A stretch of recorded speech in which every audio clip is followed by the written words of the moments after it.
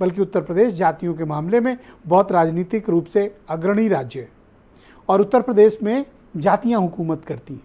जो जितनी बड़ी जाति का है, जो जितनी संख्या जिसकी अधिक है, उसका राजनीति में शेयर भी उतना ही बड़ा है।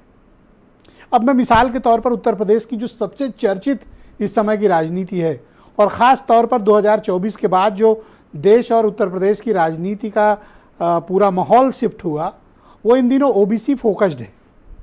आप देख रहे होंगे कि जो ओबीसी कम्युनिटी के वोट के लोग हैं, उनकी राजनीतिक जागरूकता भी बढ़ी है, राजनीतिक हिस्सेदारी भी बढ़ी है और उनका प्रभाव भी बढ़ा है और वो राजनीति में अपना हिस्सा अब मांगने लगे अधिकारपूर्वक।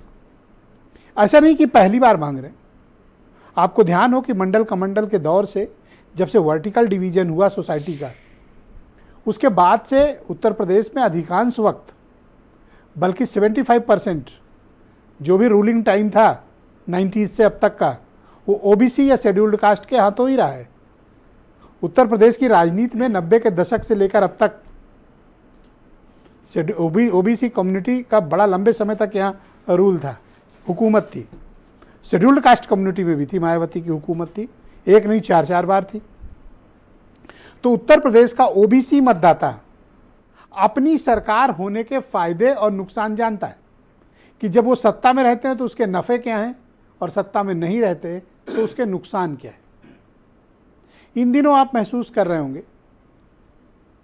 जब जातिगत जनगणना इस देश में शुरू हो गई है, कब ख़त्म होगी किसी को नहीं पता, लेकिन ये कन्फर्म है कि 2027 के चुनाव तक ये डेटा तो फिलहाल पब्लिकली नहीं होगा, जो होगा 27 के बाद होगा।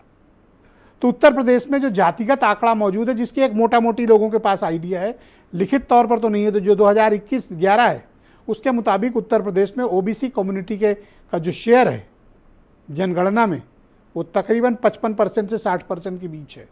ये ज़्यादा भी हो सकता है, ये कम भी हो सकता है। हमारे पास जो डेटा है वो 15 साल पुराना डेटा है, हमारे पास कोई आधिकारिक डेटा भी इसका नहीं है और जातियों के आधार पर तब भी गणना नहीं हुई थी लेकिन वो पब्लिक डोमेन में नहीं आई। तो उत्तर प्रदेश में आप इन दिनों देख रहे होंगे कि चाहे वो राजनीतिक संगठन के मुखिया के पद हों या विधायक सांसदों के प्रत्याशी उतारे जाने के पद हों या संगठन के पद हों, हर पॉलिटिकल पार्टी, और ख़ास तौर पर मैं जिक्र करूंगा यहाँ पर Congress party, Bharatiya Janata party, Samajwadi party, Congress भी, बीएसपी भी, ओबीसी ड्रिवन पॉलिटिक्स हो रही है।